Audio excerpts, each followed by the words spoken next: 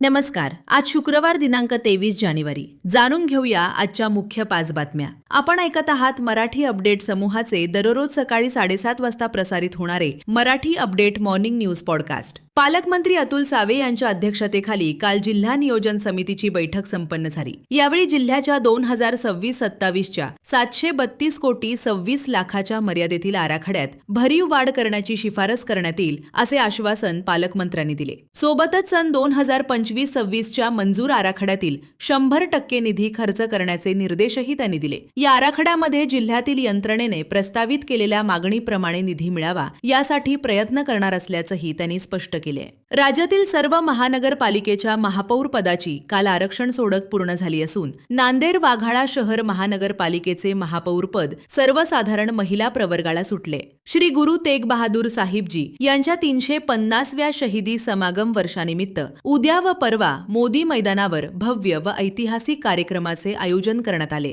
या कार्यक्रमस्थळी 2 दिवस श्री गुरुग्रंथ साहिब विराजमान राहणार आहेत. या अनुषंगाने उद्या सकाळी तख्त सचखंड श्री हुजूर साहिब गुरुद्वारा ते मोदी मैदानपर्यंत मिरवणूक काढण्यात येणार असून त्यावर हेलिकॉप्टरने पुष्पवृष्टी करण्यात येणार आहे. संपूर्ण मिरवणूक मार्ग फुलांनी सजवण्यात येणार आहे. ही भव्य मिरवणूक भाविकांसाठी श्रद्धा, भक्ती व आध्यात्मिकतेचा अविस्मरणीय अनुभव ठरणार असून या ऐतिहासिक क्षणाचे साक्षीदार होण्यासाठी भाविकांनी मोठ्या संख्येने उपस्थित राहावे असे आवाहन करण्यात आले. महानगरपालिका निवडणुकीनंतर महानगरपालिकेच्या कामकाजाचा आढावा काल खासदार अशोक चव्हाण यांनी घेतला. शहरातील प्रलंबित विकास कामे तातडीने पूर्ण करून 100 दिवसांचा कृती आराखडा राबवण्याचे निर्देश त्यांनी यावेळी दिले. नांदेड वाघाळा शहर महानगरपालिकेतील भारतीय जनता पक्षाच्या महानगरपालिका गटनेतेपदी नगरसेवक महेश कनकदंडे यांची काल निवड करण्यात आली आहे. हिंद दी चादर या पावन शहीदी समागमासाठी देश विदेशातून मोठ्या संख्येने भाविक नांदेड येथे उपस्थित राहणार असल्याने शहर व तालुक्यात मोठी वर्दळ अपेक्षित आहे. या पार्श्वभूमीवर भाविकांच्या सोयीसाठी